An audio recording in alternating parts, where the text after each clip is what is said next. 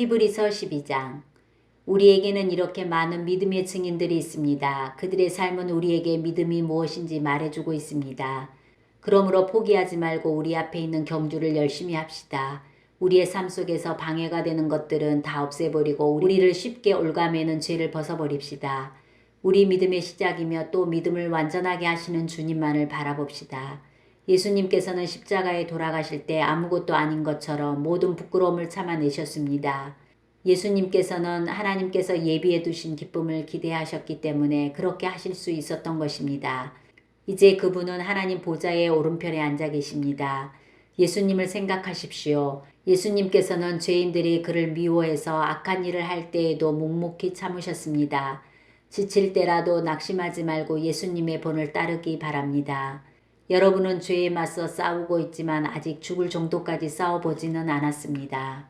여러분은 하나님께서 그의 아들을 격려하듯이 말씀해 주신 것을 잊었습니까? 내 아들아, 주의 훈계를 가볍게 여기지 말고 주님께서 너를 꾸짖으실 때 낙심하지 마라. 주님께서는 사랑하는 자에게 벌을 주시고 그의 아들로 받아들인 자들을 채찍질하신다.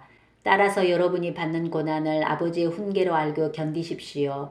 하나님께서는 아버지가 자기 아들에게 벌 주듯이 여러분을 대하시는 것입니다. 아들을 훈계하지 않는 아버지는 어디에도 없습니다. 아들이면 훈계를 받게 마련입니다. 만일 여러분에게 아무 훈계가 없다면 여러분은 사생아이며 참 아들이 아닙니다. 우리는 이 땅에서 모두 육체의 아버지가 있습니다. 그 아버지가 우리를 훈계한다 해도 공경하는데 하물며 영의 아버지의 훈계를 받아들여야 하는 것은 말할 필요도 없지 않습니까? 그렇게 할 때 우리는 생명을 받게 되는 것입니다. 이 땅에서의 아버지는 그들이 가장 좋다고 생각하는 대로 우리를 벌하십니다. 그러나 하나님께서는 우리가 그분의 거룩하심을 닮게 하기 위해 벌하십니다.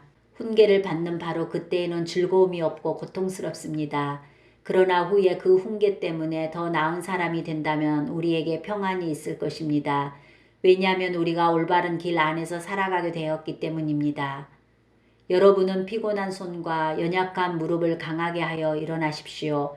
올바른 길을 가십시오. 그러면 다리 저는 사람이 절뚝거리지 않고 고침을 받게 될 것입니다. 모든 사람과 사이좋게 지내며 거룩하게 사십시오. 만일 삶이 거룩하지 못하다면 결코 주님을 만나지 못할 것입니다. 아무도 하나님의 은혜를 놓치지 않도록 주의하시기 바랍니다. 여러분 가운데 쓴뿌리와 같은 사람들이 생겨나지 못하게 하십시오. 그런 사람은 많은 사람을 괴롭히거나 더럽힙니다. 성적인 죄를 범하지 말며 에서처럼 하나님을 생각하지 않은 사람이 없도록 하십시오.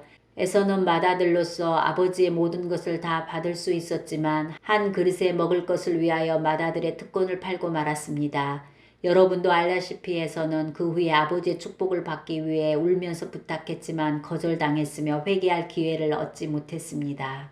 여러분이 도착할 곳은 손으로 만질 수 있거나 불이 타오르는 산도 아니고 어두움과 슬픔과 폭풍이 일어나는 산도 아닙니다. 또한 나팔소리와 음성이 들려오는 산도 아닙니다. 이스라엘 백성이 산에서 들려오는 음성을 들었을 때 그들은 더 이상 하나님께서 말씀하시지 않도록 부탁했습니다. 그들은 누구든지 심지어 짐승이라도 이 산에 닿으면 돌로 쳐서 죽임을 당할 것이다 라는 하나님의 명령을 감당할 수 없었습니다.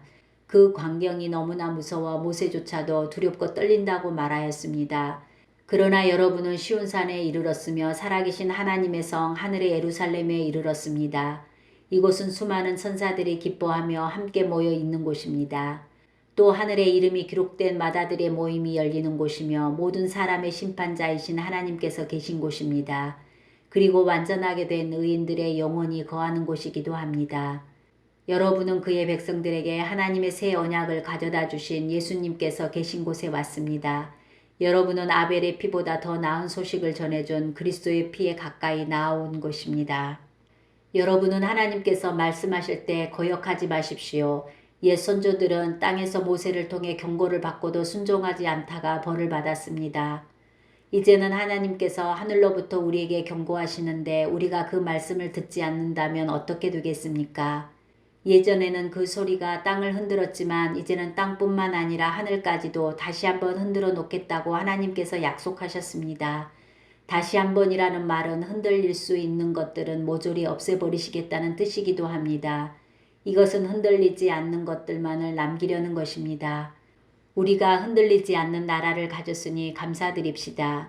하나님을 기쁘시게 하며 경건함과 두려움으로 그분께 예배드립시다. 우리 하나님은 모든 것을 태워버리는 불과 같은 분이십니다.